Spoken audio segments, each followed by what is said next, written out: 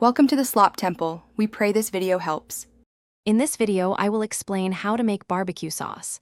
Start with a base of 1 cup of ketchup, half a cup of apple cider vinegar, and a 1/4 cup of brown sugar. These foundational elements create the perfect balance of sweet, tangy, and savory. You can adjust these ratios to suit your personal taste preferences. Remember, the best barbecue sauce is one that you truly enjoy.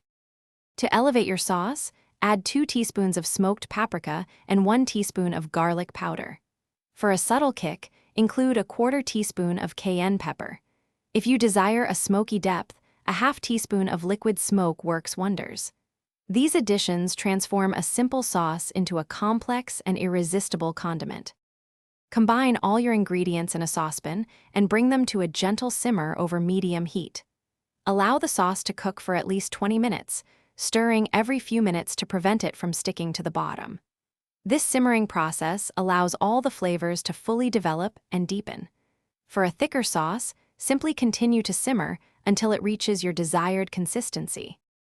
Once your sauce has cooled, transfer it to an airtight container and refrigerate it for up to 2 weeks. Don't be afraid to get creative with your next batch.